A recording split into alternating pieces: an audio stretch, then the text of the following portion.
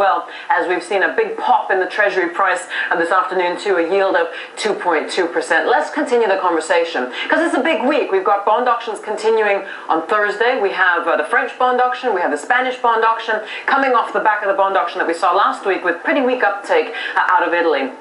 But Yannick is in the studio. He joins me, Yannick Naud, portfolio manager at Glendevon King Asset Management. Hi, Yannick. Hi. Have I summarized things kind of, sort of okay with regards to what's going on, do you think? Yes, I mean, obviously the European crisis starts to have consequences outside the borders, as we could see today.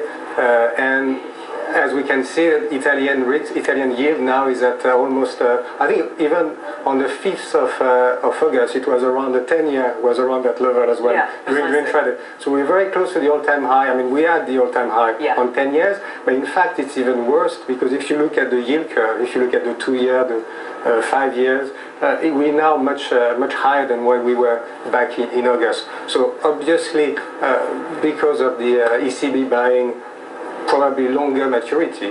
They've been buying today, they've been buying on Friday. It didn't help because the yield is still going up.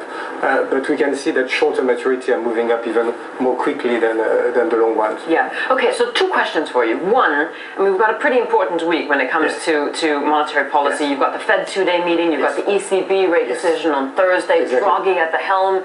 He could be changing his wording a bit with regards to the implications that he gives to, or the indications he gives to the market about whether or not we're going to be looking at a rate cut, if not on Thursday, then in December. Do you think we're going to get a rate cut on Thursday? And if not, will we get an indication for December?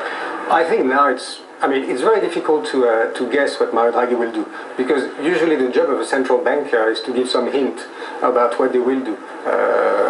Jean-Claude Trichet, for example, had a very, very specific vocabulary in order to hint at what it will do in 1 month or in 2 weeks' time.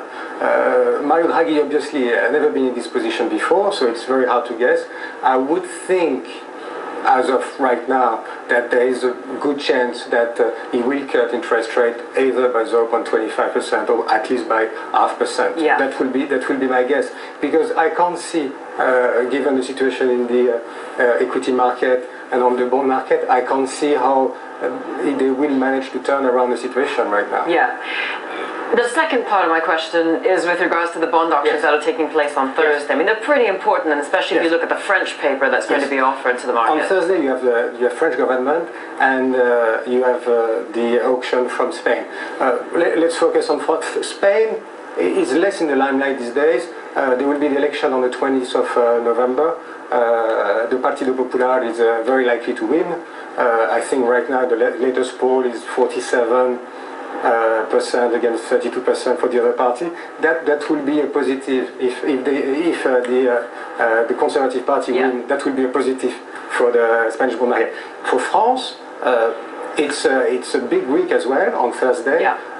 France is now trading at a very high level compared to the Bund. I think the CDS today is around 175, which is extremely high, much wider than the Bund 080 spread. So it's a make or break. Mario Draghi, on the same day, have the opportunity by reducing interest rate to make this auction a bit more easy. Okay.